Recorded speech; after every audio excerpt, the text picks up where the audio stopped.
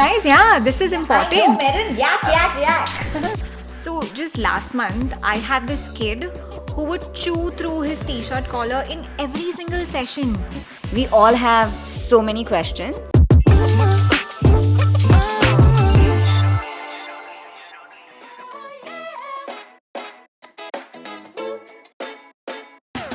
Hi, I'm Pooja. Hey, I'm Alicia. Hi, I'm Merin. We are three speech therapists having some real conversation. Welcome to Conversations with Speechies. Today, we're all about being sensory smart. I think it's time that we as speech therapists start talking about implementing sensory integration strategies into our therapy sessions. Because it's not just occupational therapist territory anymore. You know, Merin, I totally agree with you because I think that we speech therapists have kind of stayed in that SLP box for a really long time. And I feel that speech and language development does not happen in isolation. Sensory processing impacts everything. It impacts attention, behavior, play skills, social interaction, even language acquisition. And honestly, how do you compartmentalize foundational skills? And you know, guys, we've all had that one child who's struggling, and not because they don't understand the tasks, but because their body is not ready. And you see that the sensory system is dysregulated, but the minute you give appropriate sensory support, you see this big shift where the child is more focused, the body is ready, and you see an emergence of a plethora of new skills. Yeah, I completely agree with you. So, just last month, I had this kid who would chew through his t shirt collar in every single session. And when I introduced some oral sensory inputs, like a chewy tube, a Z vibe, and even deep pressure inputs, his mouthing reduced drastically. And he was much more focused in the sessions. Exactly. See, it makes such a big difference because I feel when your nervous system is not ready, your brain is not ready to learn. Yeah. Right? And I feel like that's neuroscience 101, Yeah, right? yeah. Absolutely. That is neuroscience 101. When your body is in that fight, flight, and freeze state, you're not making any connections, you're not using language. So, language development is challenging. Yeah. And it's not like we're saying that sensory integration is like the fix it for everything. But what are you going to do if your child is spinning in their chair, shouting, closing their ears, or is frozen, not responding? They're not available to connect with you or to communicate. You're not going to be able to do any therapy or any kind of academics. What do you do in that case? So I feel like at that time, sensory integration is the gateway. You connect with the child, you help the child get ready through sensory integration. And I think what we mean to say is that sensory integration is the brain's ability to process information. Guys, yeah, this is important. I know, Merin. Yak. No, listen to me. Like, seriously, guys. No, it's So important. we know what yeah, you mean. yeah. Yes. Sensory integration is the brain's ability to process information, right? From all our senses, what we feel, what we touch, what we see, hear, and make sense of all of it. Absolutely. And doing these strategies or implementing them in our sessions is not stepping into the occupational therapist lane. It's just being part of responsive. See, when you're sharing all of this, it reminds me of, like, say, a child with auditory sensitivities. If I'm doing very loud articulation drills, I'm not going to have that child engaged or with me or even get any outcomes from my session. Yeah. Right? Instead, if I be sensory smart and use strategies like putting a noise cancellation headphone, Yes, that Yeah. works or even wonders. simple things like being aware that the child is auditorily sensitive, I just lower my volume, use lots of visual cues. That is going to make such a big difference in the impact that my therapy is going to have on that child's outcome, right? And it's so simple. Like when you think of it, it's so easy to implement. Also, I also swear by proprioceptive input. So in my sessions, I give a lot of deep pressure. I use weighted blankets. I give therapy.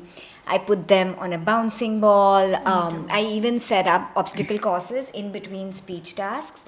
And I feel like it really grounds the children and really supports children with who are sensory seeking, who have sensory seeking behaviors. Even movement breaks. Like, if a child with sensory seeking tendencies require regulation, movement breaks make wonders, right? It doesn't even have to be fancy. Like, it could be 5 jumping jacks. Yeah. Or a deep breath, and it resets your entire session. Like there's so many movement songs on YouTube, you find one your Yeah. child likes and kind of introduce that, play that. So. Yeah. And also tactile input. Let's not forget that. Because I use a lot of that in my sessions. I use kinesthetic sand. I Yeah. use Yeah.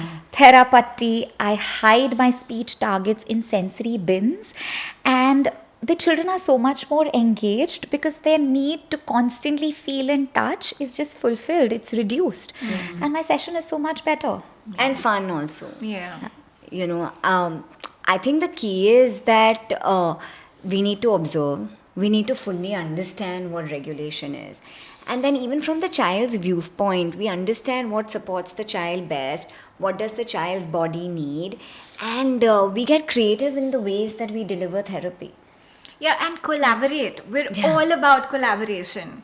Our occupational therapist friends bring so much insight.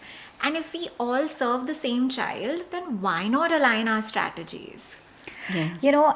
As y'all spoke about collaboration, our occupational therapy friend's name popped up in my head. I know Mala is here with us, and I think we should ask her some questions. Let's do a rapid fire round with her. Yeah, sounds Yeah, fantastic. I have some questions with her. Yeah, What me say? too. Me too. Yeah. And I know that all along, like whenever we've interacted with Mala, she's given us so many practical strategies. I feel like this will be very useful. And Alicia, I think these strategies you've even used with your own son, right? Yeah. They're so useful and so easy to do. Absolutely. Let's invite her. Thank you for joining us, Mala. Thank you for having me, guys. And oh, Merin, I see you're on the therapy ball. Yeah, I just needed a movement break, guys. They was too stiff over there. So, Mala, it's so nice to have you. We all have so many questions. I'm going to begin. Mala, what are some of the sensory strategies that you swear by and when do you use them? To begin with, in the classroom, start with some deep pressure proprioceptive work before you have the child sit down for a task. Something like jumping jacks, wall pushes, or even fun animal walks. Let's be a dino and stomp, stomp, stomp, or like let's hop like a kangaroo. It really calms the sensory system. And I think vestibular also, right? Like when you're doing all these different moves, you're like maybe taking somersaults and you're getting all of that input. Absolutely. Whatever works in your classroom. Smaller spaces can use smaller sensory strategies, and if you have more space and time, go all out and let the kids have fun. Sure. Interesting. Mala, what's some sensory strategies that educators can use in the classroom without disrupting their learning? This is such an interesting question, and there are so many, to be honest. How about starting with something small like lifting heavy weight around in the classroom, just carrying a pile of books from one place to another, having some sensory fidget toys in the child's desk, something as simple as the therapy that you're using. Absolutely quiet sensory strategies that won't disrupt your classroom. A fidget strip under the desk where the child can fidget with. And then something for the whole group, right? Like get up and move every 2 minutes, even if it's for 2 minutes. As Mala is saying this, I'd seen one of our educators just ask the children to pick up their desks and put them all around in the corner, and they served a dual purpose. The child had auditory sensitivity, so there was no sound because they were asked to lift the desk and put it. And plus, like you said, it gave the probe input as well, right? Absolutely. And these can be game changers in your classroom. Having every child meet their sensory needs can serve the child at the just right level. You know, Mala, I'm wondering what your home is like. I know you have a 7-year-old at home. So I'm wondering if you have something at home. Are you implementing anything at home? I think the few things that I've been mindful of as an OT mom right since the beginning is just allowing time for him to move. I know classrooms sometimes can get very restrictive, sitting for long hours, working at a desk. And for children, this can be overwhelming. So just allowing him to move, moving all the furniture away, and just giving him space to run around. And of course, sensory strategies like quiet time, non-instructed time during baths in the evenings can totally calm the sensory system down. Having bath toys, just calming music, setting a bedtime routine can also be something that helps all our children. Just also being mindful overall of their schedules. If they have to go visit relatives or be at a party that you know is going to be loud and disruptive, giving them some downtime before and after could be with Lego pieces, magnetiles, something that just grounds them.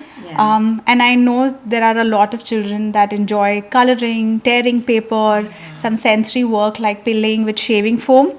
All of these can be used in home settings. I also feel like this bit needs to be non-instructional, where the child is just exploring, Let trying them play. different. Absolutely. I would actually like kind of flip this question to Alicia. Being a sensory smart, speechy mom, do you do anything for your son? So I think, I have spoken to Mala time to time, and space is a big thing. But I do have kinesthetic sand at home. I do have the lycra swing. I have a rod put, so he can just hang, do the swinging. Therapy is something that we also use at home, and sometimes just led by him, because like now he knows what works, what doesn't work, and a lot of explorative play. Absolutely. Okay, Mala, I have one question for you. What about school counselors? Where do they fit in all of this? So, interestingly, we now know that emotional regulation is deeply rooted in physical regulation. Physical regulation is about safety. If a child does not feel safe in their body and environment, then you are never going to be able to reach their brains. So it's very important that counselors use a lot of the strategies that we've already suggested and have the child be physically regulated before having any tough conversations with them.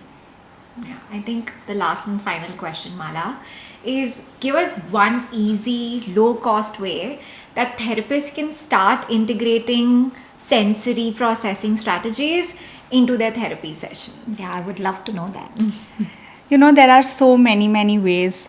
Just the fact that you're aware that a child will have sensory needs and those need to be addressed for the communication to come is a great start. However, just having a box of fidget tools, having a sensory corner with even toys that the child enjoys playing with, 2 minutes of a physical break can bring the system back. Fidget tools, using sensory material like therapy, shaving foam, water play are all great ways to bring in that sensory piece. I know this was the last question, but I have something now. Out of curiosity, Mala, has there ever been sensory strategies that you used and it backfired? Like something went wrong? That is such a great question. But that has never ever happened. Think of every child and adult. Everyone has some sensory needs and we've all figured how to meet them.